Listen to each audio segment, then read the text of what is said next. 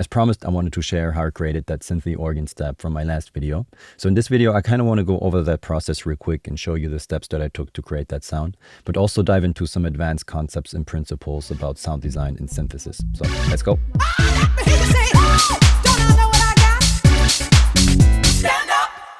Just as a quick reminder, my last video was a breakdown of a track called Holler by Lenny Fontana, which has this really cool organ step in there, which sounds like this.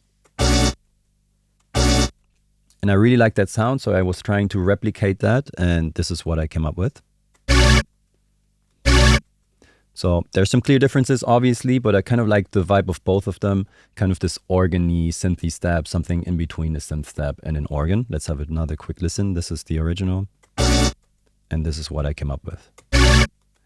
If you like this type of step, but maybe don't have the time to create all these steps yourself, I just uploaded a little sample pack containing 30 cool chord steps for house music.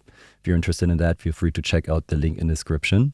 But let's now dive into the process of how I actually created the sounds. And there are quite a few steps, kind of layered two synthesizers together, processed them together, and added some stuff, trying to mimic somewhat what an organ does, but also just adding some normal synthesis to that.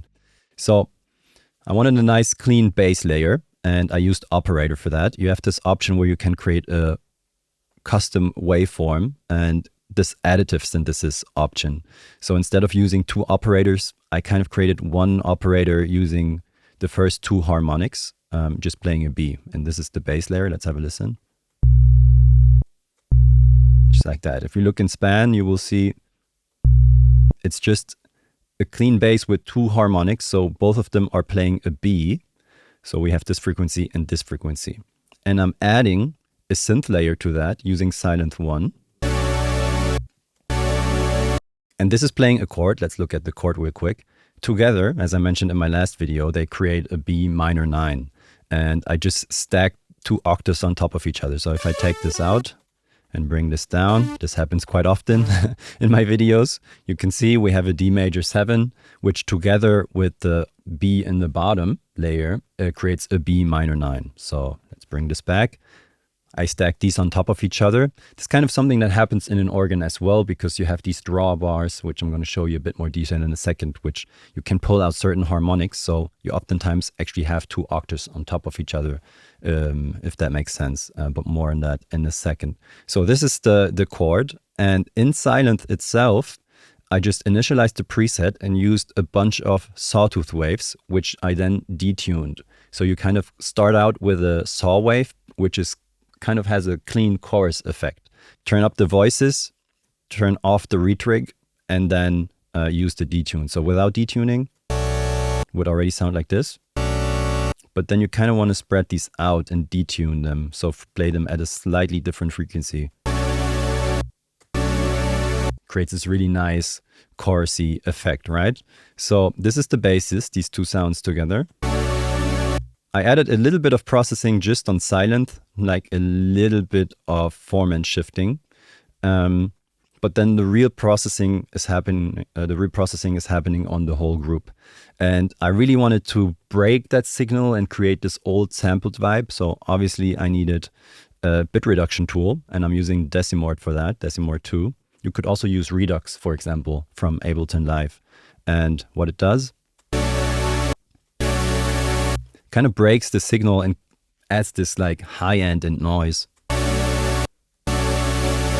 Cool. I added some more chorus, which also like messes up the signal in a way. I used the Tal chorus, which is free, number 2. Without. With. What I'm doing here is I'm kind of breaking the signal, spreading it out. And later on with utility, I'm going to control the width actually to create my sound. Also added little alter boy. Very small difference, but if you put this on extreme, like this is I just mix the signal in. If we turn this up, you will see, oh wow, this really completely breaks the signal. And if you add that just a little bit, the difference is quite small, but it kind of tucks it in a certain way. Okay, some more distortion. I wanted some tube distortion coming from Saturn. You see how it just gets brizzy and weird, okay? At this point already, I want to create the width a little bit, so I turned it down with utility. And another way to break the signal is something like autopan. So really, all these tools break the signal in different ways, which kind of emulates something like a degradation, degradation, I don't know, of the audio. And in autopan, if you have this random function or any panner really, it's going to do something weird. Like it's just going to throw it around and break the signal. And at the end, just RC20, gather blaster, the preset sound a bit funny. And this just like messes with the signal a little bit more. Okay, so this is the processing chain. I then recorded this whole thing into a stab. I was like, okay, this is enough. Let's process that together. So I recorded that. Let's turn off this chain. I recorded a bit more and then kind of brought it to the length of the original stab to kind of have this short stab. Okay, for now we just sound like a synth sound, but this is where the trick comes in. To turn a sound into something like an organ, you either have to control the harmonics and overtones quite a bit, or you can throw in something like a Leslie speaker emulation, which something like here, you see you have this moving, rotating speaker in a cabinet, which will cause some distortion and some movement. And because of the movement of the speaker, you will have something like a Doppler effect. Like, you know, when an ambulance is driving by, for the person listening to the frequency from the siren, depending on the movement of the car, the frequency changes, like meow. Check here with Giafoni, working him.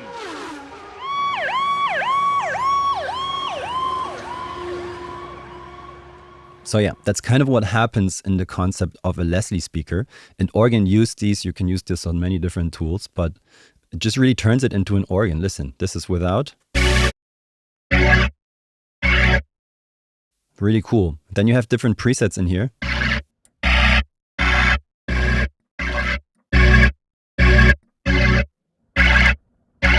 So this really reminds you of an organ sound, right? You can put this in dry wet, but that's kind of the principle for this. I showed you the UAD demo because the picture is kind of nice, but let's get that out of here because I actually used a guitar rig, rotator, and it's kind of the similar thing, the same deal.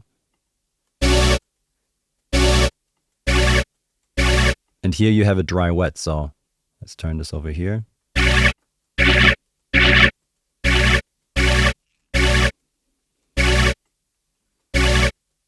Okay, so I used that rotator, and that's kind of the trick. You can create a chord sound and then use something like a Leslie speaker emulation to create that. I also turned down the width more, as I said. This is in mono. This is spread out. You can design how you want this to happen. I added some EQ to kind of boost this noisy stuff back here. That's already cool. And then another trick is actually dipping out certain frequencies. And what I sometimes do is listen to the original and open up span on high resolution and see what do we have in here. In a way, a sound is just a collection of different frequencies and different sine waves, a lot of different sine waves combined together. And in here, you can really see what notes and overtones are in here and even identify the chord in that way. Because you can see, okay, the sound has a B and a B as a bottom layer. Then you're jumping in on the A, C sharp, D, and F sharp, which is the inversion of the A major 7, which combined with the B creates the B minor 9. But this is then being doubled. You have this A again, you have C sharp, D, and F sharp. So this overtone structure of A, C sharp, D sharp, F sharp is being doubled up here. And then you have some other overtones. So you can use this as kind of a guide for, first of all, what chord is being played and also how is the overtone structure in that. And what I realized is, okay, there are two ways to kind of get to the sound that you want. You can use additive synthesis, for example, and bring in certain harmonics, or you can also take out certain harmonics with EQ. This isn't like the most flexible way to work with, and you will have to sample a sound and then use it. But for example, I the sound was all right using the saw waves, but some harmonics are in a saw wave. I'm going to show you a bit more about that in a second, which I didn't want to have in the sound. So I ended up dipping out a few frequencies. Let's listen to that. Like these two. Do you hear how you hear this resonant frequency? Almost like a whistle tone. Let's do both of them. Maybe in solo, I hope you can hear this all right.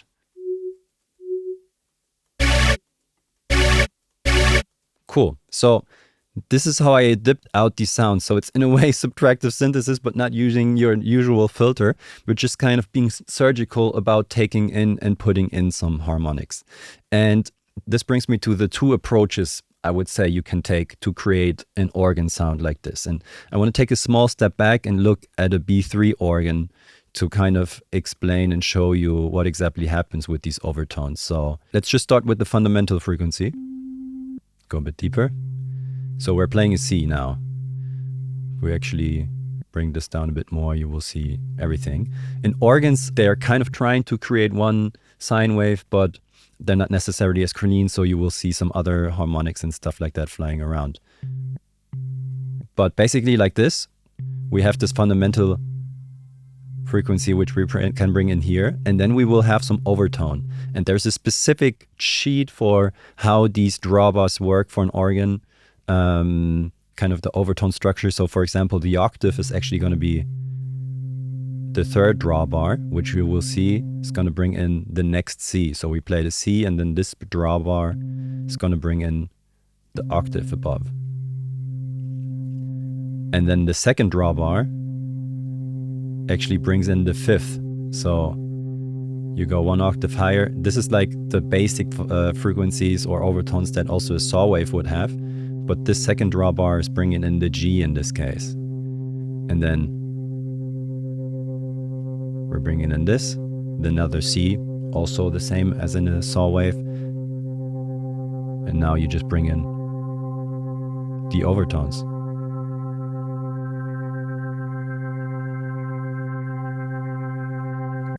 And I really liked an organ preset where this overtone wasn't in there. But if you pick a saw wave, which I'm going to show in a second, you always have this frequency in there. So you can either try to replicate a saw wave from scratch, for example, also using something like Serum. Let's jump into that real quick. You then have this option to also control your overtones. And just like in your organ, you can now draw these harmonics in.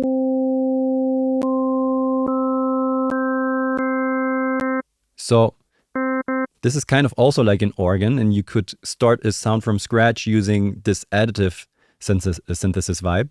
But I didn't want to do that. I wanted to start with the saw wave instead. And instead of adding all the harmonics that I need, maybe take some out. So in a saw wave, the fundamental frequency is always added. The value of that frequency is added to create the overtone structure. So if we, for example, play something at like 100 hertz, you will see the next harmonic is 200, 300, 400, 500, and that creates a specific overtone structure where you have the fundamental note. If you double that, you get an octave. If you add once again that, you're jumping half an octave, so you're getting to a perfect fifth, which is if you have a G as a basis, one octave is a G, the perfect fifth is a D. You're adding another 100 hertz, which will give you bring you to the next G, and then you kind of keep going with this overtone structure. And yeah, you can control these overtones with additive synthesis, or as I said, kind of take out something. And I created this little notch filter here, so you get like a vibe for that. Let's go one octave higher. And if you sweep through here,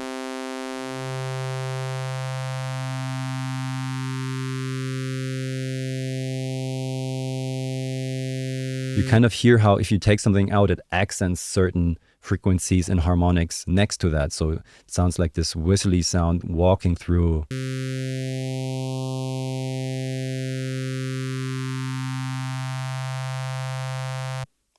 So yeah, that's kind of what's happening behind the scenes.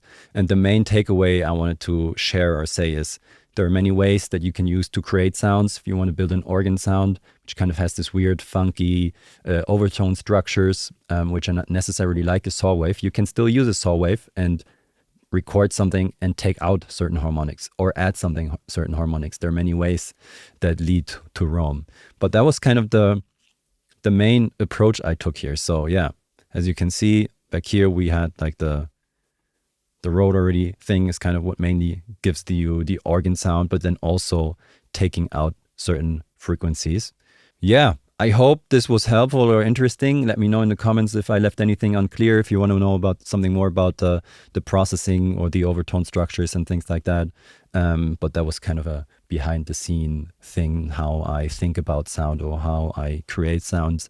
And something else about sound design is that you don't have to design your sounds in a way that you can use them in your project right away. Because if you do something like this and you dip out an EQ, the moment you throw that into your sampler, the EQ is not going to take out the right frequencies anymore. So if you design sounds, it can make sense to do that in a kind of a static way where you create the sound, you bounce it, you take out certain things, surgical, you record it again, and then you have it for use. And this is the result of that. Cool. Yeah. I hope to see you in the next video and have a good one.